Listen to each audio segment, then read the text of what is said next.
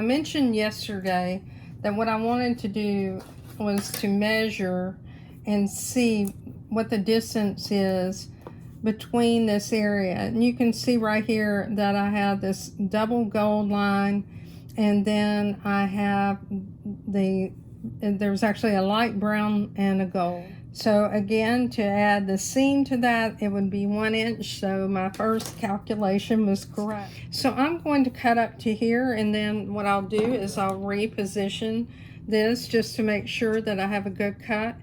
You want to take 2 fingers and place it off to the side, and then place your hand down while you're holding this. Now, if you don't have good strength, which I don't, I go ahead and just place my palm down. And the nice thing about these rulers is they don't slip on the fabric. Other rulers do. So make sure that you check out rulers and try them out. So we'll go ahead and cut, and I'll stop. For safety reasons, I always close my blade. And let me mention something else to you.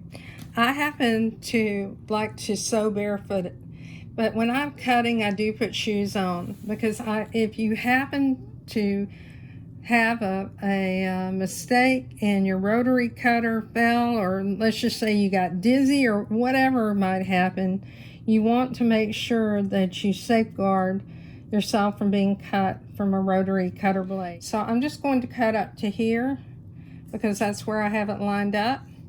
So I'll make my cut and I'll stop. I'm going to reposition again because I can't reach that far.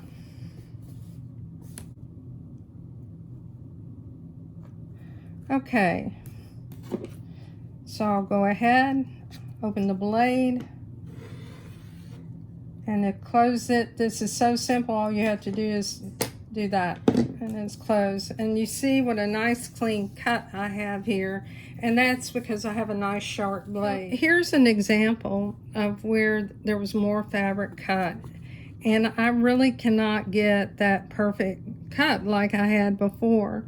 So what do? Well, in this instance, it's such a small amount that what I'm going to do is go ahead and make my cut on air for just a little bit, because whenever I am sewing my sashing strip on, I can adjust for that.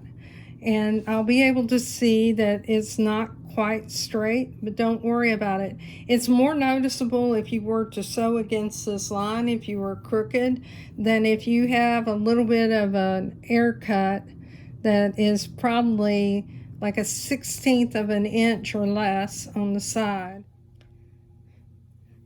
So when you're cutting a panel, one of the things you want to make sure of, particularly if you're trying to keep a border on the side, use your cut edge that you had before, like I did on the top. I wasn't able to get a 1 inch, but I am able to take this and line it up, making sure that I have a straight corner using my ruler. I don't use my cutting mat. So I line up everything on that corner, make sure my fabric is straight, and I make my cut. So I'm almost finished with all sides of this and trimming it. You know, I do cut fabric many times where I'm cutting multiple layers. I line it up and use lines on my cutting mat, so I make sure I'm straight. But with a panel, you cannot do that. You're dealing with a print, and you want to make sure with this print that you have it squared. If you don't take the time to do this, then your quilt won't necessarily look like what you expect it to.